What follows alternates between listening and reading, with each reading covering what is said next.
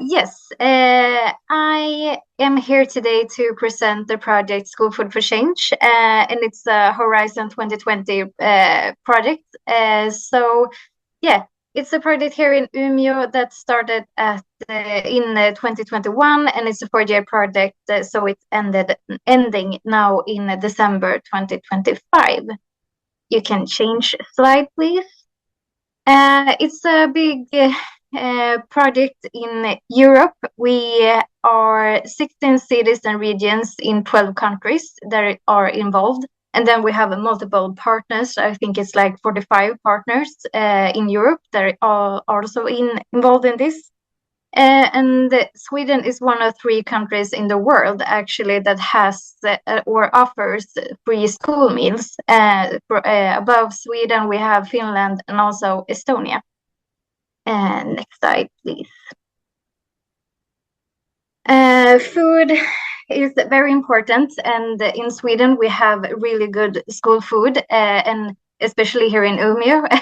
But we have some problems with that, and that is that the food accounts for 25% of the consumption-based emissions, and also around 40% of all produced food in the world is wasted. So that is a world problem, not a Umeå problem. Next slide, please.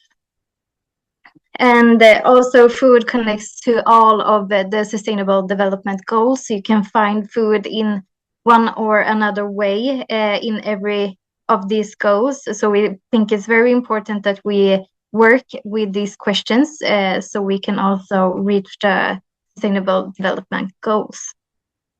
Next slide, please. We have some challenges in Umeå. According to the 2020 student survey, only 50% of the high school students eat the school lunch every day, even though it's free.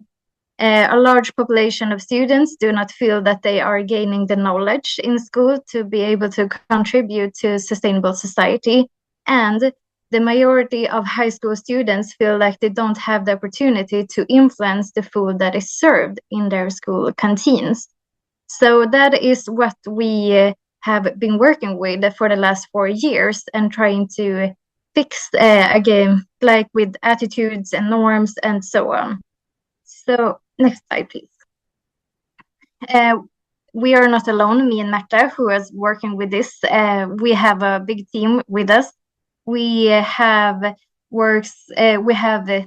colleagues that works in various administrations. So we have from schools, we have from meal, we have procurement, and we have environment where me and Märta also work. We have worked together all the way, and we have starting with the project application, but also to this day. And then we can see now that one of our biggest successes is that we have worked together across existing boundaries. We have tried to challenge the norms in the municipality to work together in different and new ways, and it has been working. And next slide, please. Yeah, we just want to show you that how we are working with the school food for change problem in the schools, because we are working at the schools and at the meals in the school canteens. So these 4 are very important if we can have this project to success. So we are focusing on policy and leadership. We also work a lot with food and sustainability, education, learning, and community and partnership. Next slide, please.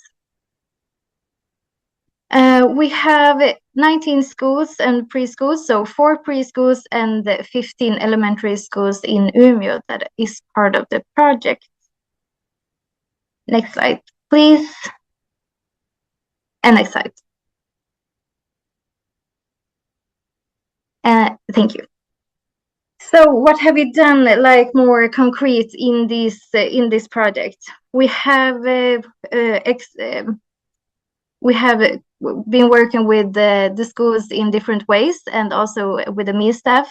So one thing that we have tested that we see also is very good, working very good at schools, is tasting spoons. And it's like smaller spoons that you can have in the canteen just in the beginning, that you can taste the food before you have it on your plate. And that has been encouraging like students to try new food. And they don't, if they put a lot of new food on their plate and they don't like it, because you don't need to like every food that you are being served in the canteen. But yeah, you need to be able to try the new food, and hopefully you like it. Next slide, please. And then also we have the vegetable of the week.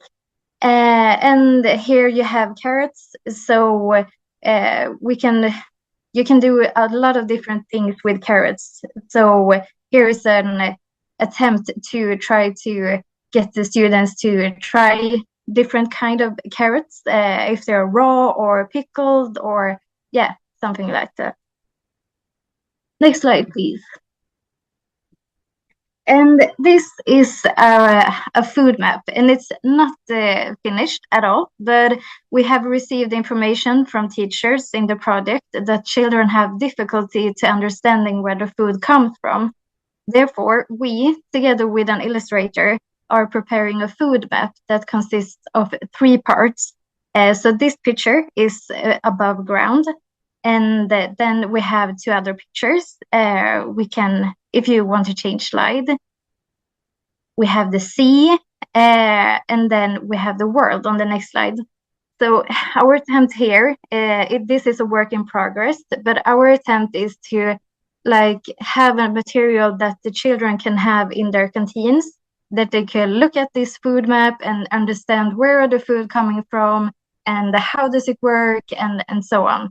So hopefully it's finished in September this year, so we can have it out in the schools, but by the autumn. Then yes, thank you. And then also I want to say one last example, that is that on May 17, we have an event in the Umeå city, where we handed out samples of school food served here in Umeå. The purpose was to talk to parents about the school meals, because their attitude against the school meals is often quite they don't really appreciate also all the food that we are serving in the school food. And yeah, they maybe think that it's not so good or it's not tasty enough, and my kids want chicken nuggets and so on. So we are trying to change that norms. And at this event, if you want to change slide, we took a recipe folder where we gathered the children's favorite meals in the school food. So this is just an example. So yeah, now finished. Thank you so much for that I could present to you.